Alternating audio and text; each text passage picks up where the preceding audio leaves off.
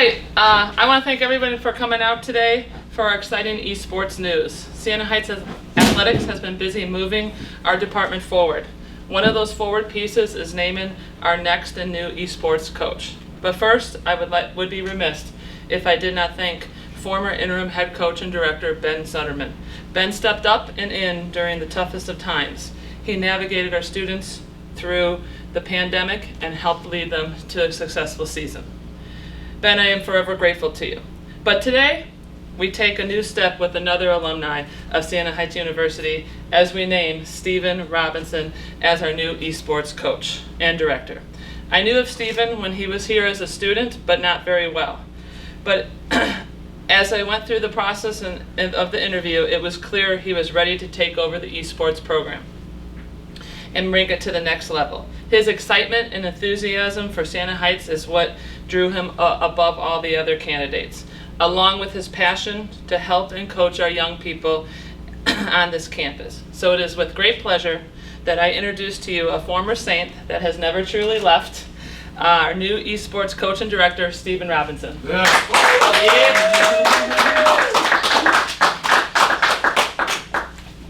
So just really quick before we get started, obviously we want to kind of thank God for what happened. I was on my way here, just a real quick story, I was on my way here on our commute that we do 2 hours there and back every day. I was kind of listening to a sermon and it was saying that the right thing in the wrong season is a curse. So obviously with COVID, the position had been open initially. I had applied. My man Doug had helped me out, let me know what kind of was going to happen. Had applied, turned out that COVID shut it down. And it was probably the best thing to happen because I was able to take another year to kind of hone my skills as a coach, as a father, and as a leader back in Elkhart. When it popped back up again, obviously was able to connect with Sue. Coach Cone helped out on that as well. So it was an all-around good experience. It fit right into place. So excited to start and get back. Okay, we'll open up to questions. I have some unless you guys want to. No? Okay, I'll start then. Nice.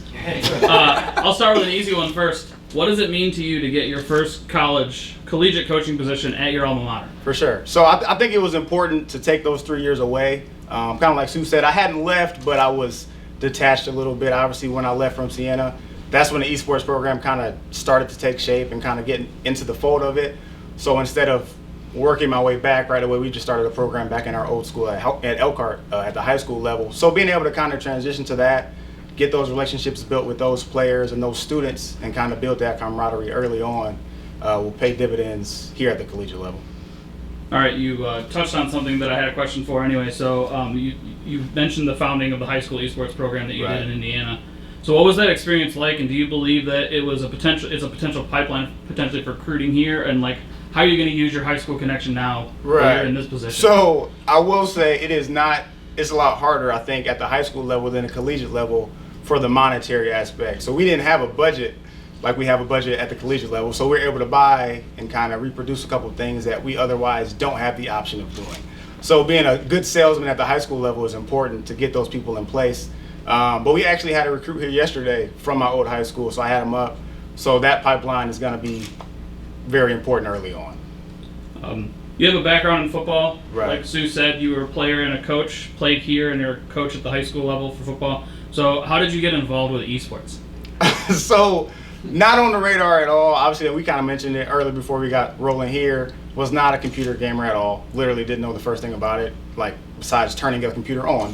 One of my best friends when I was here at Siena kind of got me hooked on a game, League of Legends. Told him I hated it. It was probably the dumbest game I had ever seen until we played it that entire night. Then kind of snowballed that way. Leaving Siena, again, like I said, seeing the booming thing that esports is with Robert Morris and all these other universities that are doing amazing things. Not to mention helping a lot of parents out scholastically with those athletic scholarships. It's a big deal because that means that's money that's not coming out of their pockets. So I seen an opportunity for it for players in high school and in college to kind of succeed in that realm, and that's kind of where we went with it.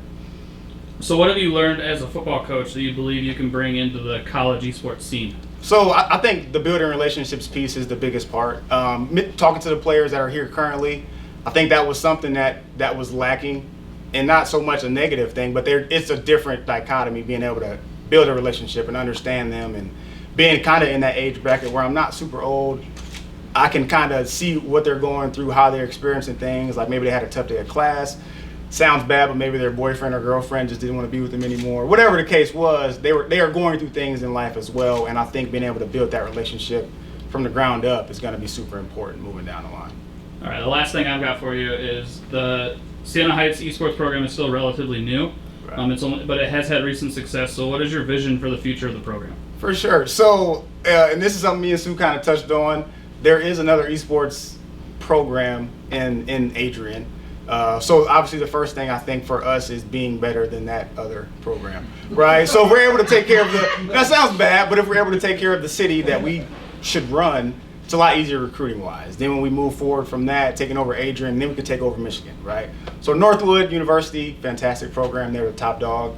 Cody's doing a great job there, but the final piece is to get where he's at, right? So if we can get where Northwood is, we'll get those recruits that everybody clamors for, and it'll be super easy for Siena Heights to get back on top. All right, anybody else got any other questions? So what do you think esports at Siena Heights has that other programs don't? A facility. So a lot of programs, they don't necessarily have their own dedicated space, and we have a pretty good space as it stands now. Obviously, moving forward, I plan to expand it, but we got to get the right people in charge and the right people in place as far as players first. So we have a space that is nice. We were able to offer those athletic scholarships and to give them a good sense of home and community here. That's a good thing that I found out when I came to Siena Heights. It's a community, right? So it's a family piece. A lot of people that go here, you remember. I remember during the interview process, everybody I seen, I remembered them, right? So it made it super easy. And I think that is something that recruits can rely on, knowing that they'll build relationships and kind of like we'll come back and be able to kind of help that next generation unfold.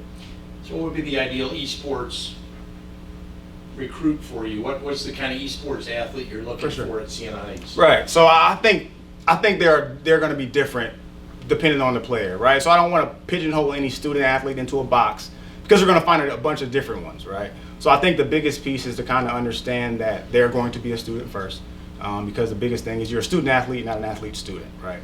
So a big thing that we have to change here for our esports program is the GPA. We were at the bottom. Like we were literally at the bottom.